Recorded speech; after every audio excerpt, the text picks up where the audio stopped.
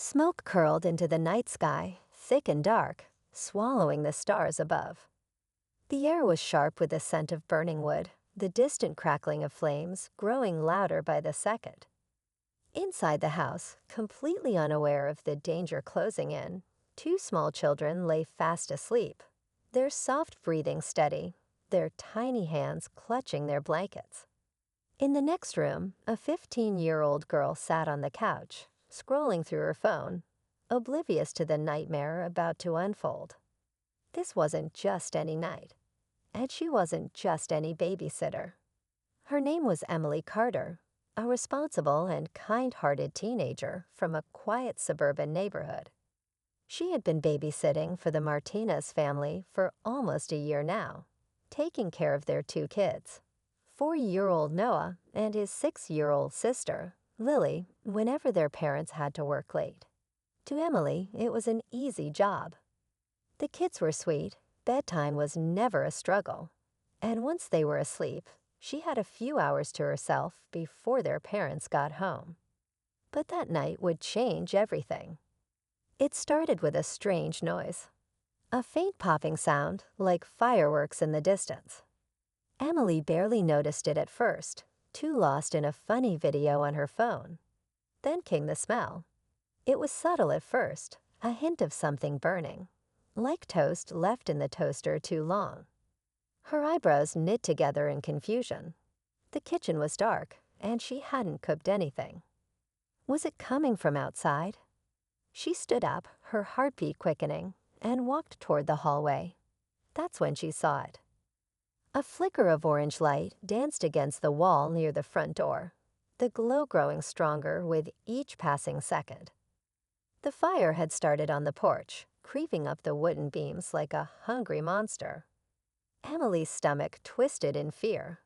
Flames licked the edges of the windows, illuminating the living room with a terrifying glow. For a split second, she froze. Her mind raced with panic. What should she do? Should she call 911 first? Should she run outside? Every instinct told her to get out, to save herself.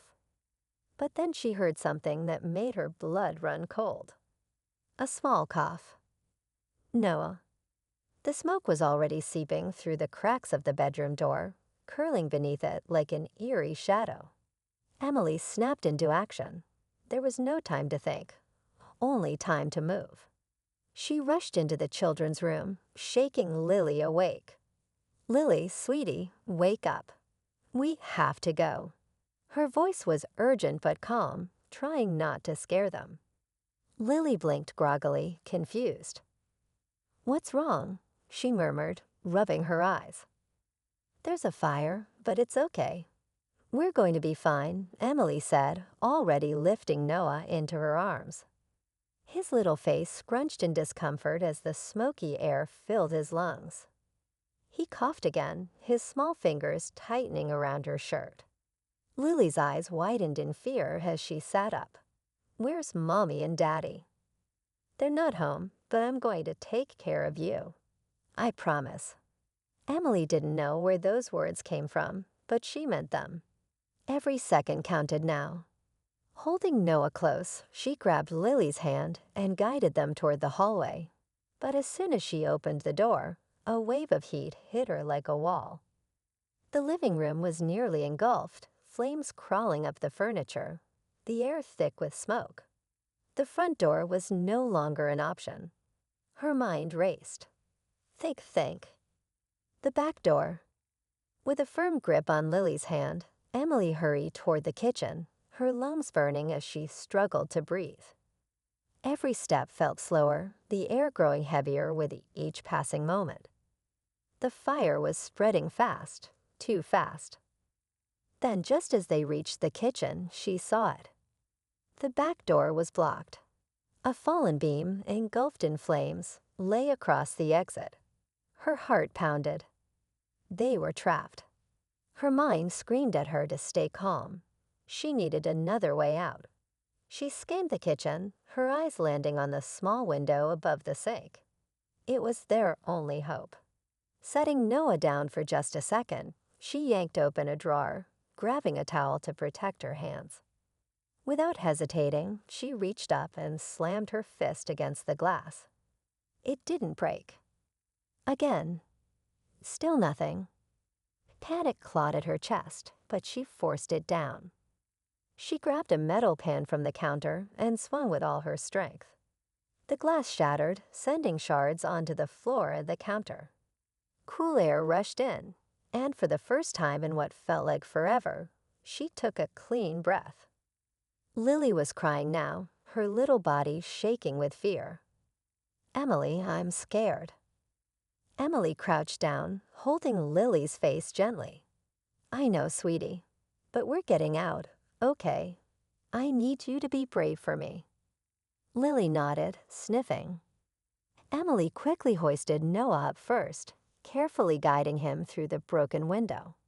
He was small enough to fit easily, landing safely in the soft grass outside. Next was Lily. Emily lifted her, helping her crawl through the opening before lowering her as gently as possible. Now it was her turn. The heat was unbearable now, sweat dripping down her back. She could hear the fire consuming everything behind her, wood cracking and collapsing. With a deep breath, she pulled herself up, wincing as her arms scraped against the jagged edges of the glass. Just as she wriggled halfway through, a deafening crash sounded behind her. The ceiling in the living room had caved in. The entire house groaned as if it were alive, the fire roaring in triumph. Emily pushed harder, ignoring the sting of her scraped skin, and tumbled onto the ground outside. Fresh air, cool night breeze, the sound of sirens in the distance. She had done it. Noah and Lily clung to her, their small bodies trembling. Emily wrapped her arms around them, holding them close as the house behind them became fully engulfed. Firefighters arrived moments later, their bright lights flashing, hoses blasting water toward the flames. Tears blurred Emily's vision, but she wasn't crying from fear. She was crying from relief. They were safe. She had saved them. What started as an ordinary babysitting job had turned into a night of survival, a moment that would change her forever. She wasn't just a teenage girl anymore. She was a hero. And little did she know, the world was about to hear her story. Would you like me to refine anything or adjust the pacing? The flashing red and blue lights reflected off the wet pavement as firefighters worked tirelessly to control the blaze. Smoke curled into the sky, turning the quiet suburban night into a scene of chaos. Emily sat on the grass, still clutching Noah and Lily in her arms, her chest rising and falling in heavy breaths. She could hear the muffled voices of the emergency responders, but it all felt distant, like she was underwater. A warm blanket was draped over her shoulders, but she barely noticed.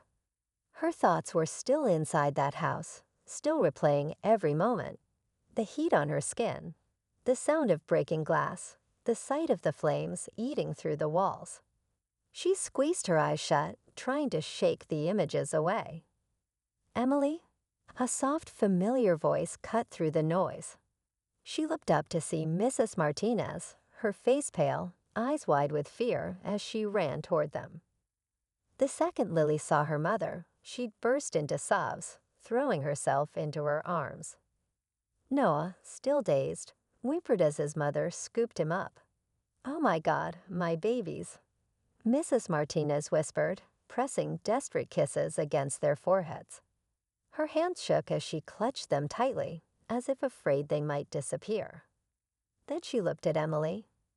There was something raw in her gaze, something beyond gratitude. Mrs. Martinez didn't speak for a moment, but then she wrapped Emily in a tight hug. "You saved them," she whispered, her voice thick with emotion. "You saved my babies." Emily didn't know how to respond. She hadn't done it for praise or recognition. She had done it because she couldn't imagine a world where Noah and Lily didn't make it out. As the fire continued to rage behind them, she found herself wondering, how had this even happened? The next morning, the answer came. Emily woke up in her own bed, her muscles aching, her throat still raw from the smoke. The events of the night before felt like a bad dream, but the news confirmed otherwise. Authorities are investigating the cause of the fire that destroyed a suburban home late last night. Initial reports suggest the fire started on the porch before spreading rapidly through the structure. Witnesses say a teenage babysitter, Emily Carter, acted quickly, saving 2 children from the flames. Her phone buzzed nonstop. Texts from friends, family, even people she barely talked to at school. Everyone had heard. Some called her a hero. Others asked what it was like to be in the middle of a fire. But Emily didn't feel like a hero. She felt uneasy. Because something about the fire didn't sit right. The police and fire department ruled out electrical issues or a gas leak. The flames had started outside, on the porch, where there were no known sources of ignition. That meant one thing: someone had started it. Someone had set that house on fire. And Emily couldn't shake the feeling that it wasn't just a random act. Mrs. Martinez confirmed it later that day. Emily had gone to check on her, bringing over some of the kids' favorite snacks. The family was staying with relatives since their home was nothing but ash now. "Emily, there's something I need to tell you," Mrs. Martinez said, her voice low as they sat at the kitchen table. Emily leaned in, sensing the tension. "I got a call from the police this morning," Mrs. Martinez continued. "They believe the fire was intentional." Emily's stomach dropped. "So, someone tried to—" "Yes," Mrs. Martinez whispered, her hands trembling as she wrapped them around her coffee cup. "Someone wanted to hurt us." Emily felt a chill crawl down her spine. Who would do something like this? The Martinez family was kind, hardworking. Mr. Martinez was a construction manager, always lending a hand to neighbors. Mrs. Martinez ran a small baking business from home, making cakes for birthdays and weddings. They had no enemies, at least none that they knew of. That night, Emily lay awake, staring at the ceiling, her mind racing. If someone had set that fire on purpose, that meant whoever did it was still out there, watching, waiting. What if they weren't finished? Over the next few days, the police continued their investigation, combing through security footage from nearby houses. The problem was, there weren't many cameras facing the street. No clear footage of who might have been lurking in the shadows that night. Then a break in the case. Emily was at the grocery store with her mom when her phone buzzed with a message from Mrs. Martinez. "Emily, they found something. Can you come over?" Her heart pounded as she read the text. She had been trying to push the fear aside, trying to go back to normal. But this made it real again. When she arrived at the Martinez family's temporary home, a police officer was there, speaking in a serious tone. A laptop sat on the table, the screen paused on a grainy security video. "We found footage from a neighbor's doorbell camera," the officer explained. "It's not perfect, but it gives us something to work with." Emily stepped closer, her breath catching in her throat as the video played. At first, it was just a dark street, nothing unusual. Then a shadow moved near the Martinez's house. A figure, hooded, face obscured, crept toward the porch. They crouched down for a few seconds, then a spark, a small flicker of flame. And then they ran. The video cut off. Emily's stomach twisted. That wasn't an accident. That was deliberate. But who? And why? Mrs. Martinez wiped at her eyes, clearly shaken. "They're still trying to enhance the video, but we don't recognize them." Emily felt a strange mix of fear and determination settle in her chest. This wasn't over. Someone out there had nearly killed her and the kids. Someone had turned an ordinary night into a life-or-death situation. And Emily had a feeling they weren't done yet. Her mind replayed every detail of that night, searching for anything that might help. Then she remembered something. That sound. Right before she smelled the smoke, she had heard a popping sound. Like fireworks, like something being ignited. It wasn't much, but it was something. She looked at the officer. What if they used some kind of accelerant? That popping sound I heard, it wasn't normal.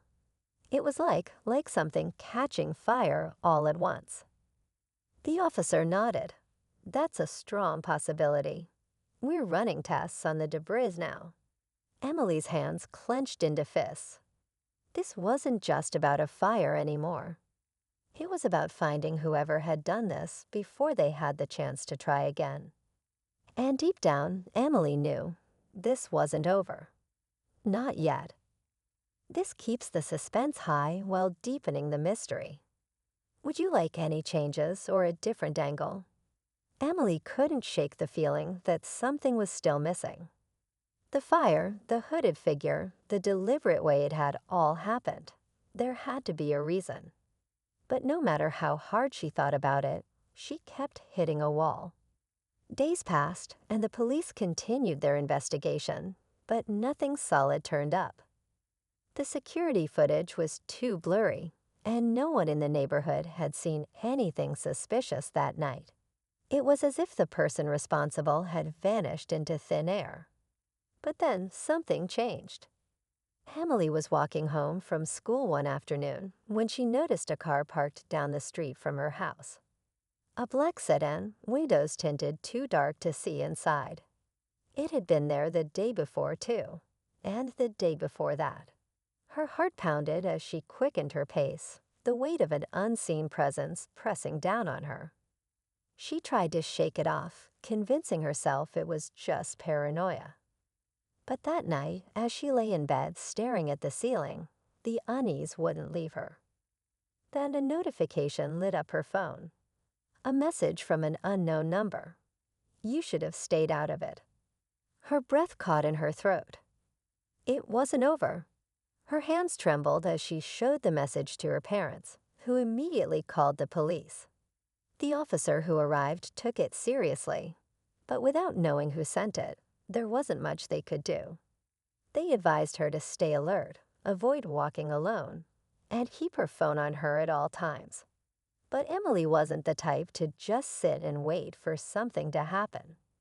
She started paying closer attention to everything, who was around, which cars were parked on the street, even the way people looked at her when she walked by.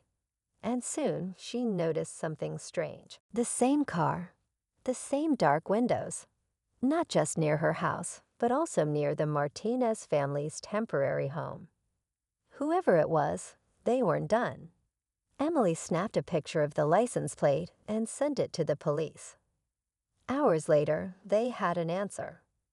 The car was registered to a man named Eric Donovan, a name that meant nothing to Emily.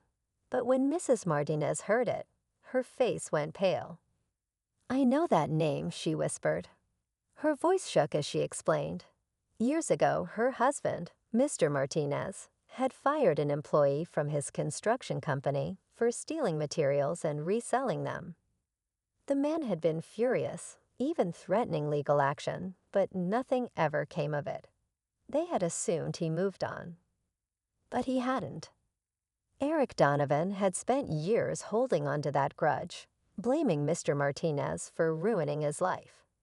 And now he had tried to get revenge the only way he knew how, by taking away everything that mattered. The police moved fast. That same night, they tracked Donovan down at a motel just outside town. When they searched his car, they found everything: fire starters, gasoline-soaked rags, and even notes detailing his plan. He had watched the house for days, waiting for the perfect moment. He knew the parents wouldn't be home. He knew only Emily and the kids would be inside. And he didn't care. The realization sent a chill through Emily. He had wanted to hurt them. All of them. But he had failed. When the news broke, the entire community was in shock. People called Emily a hero, praising her for saving Noah and Lily, for noticing the car, for refusing to ignore her instincts. Reporters wanted interviews. Strangers sent messages of support. But Emily didn't feel like a hero. She just felt relieved. Relieved that Noah and Lily were safe, that their parents didn't have to live in fear, that the man responsible was behind bars, unable to hurt anyone else. In the days that followed, life slowly started returning to normal. The Martinez family began planning to rebuild their home. The kids started sleeping peacefully again. And Emily? She changed. She had always thought of babysitting as just a job, something simple and easy. But now she understood how much trust people put in her, how much responsibility she carried, and she didn't take it lightly. The fire had nearly taken everything, but instead it had revealed something unexpected, courage Emily didn't even know she had. And as she walked past the empty lot where the Martinez house once stood, she didn't feel fear anymore. She felt something stronger. She felt ready for whatever came next.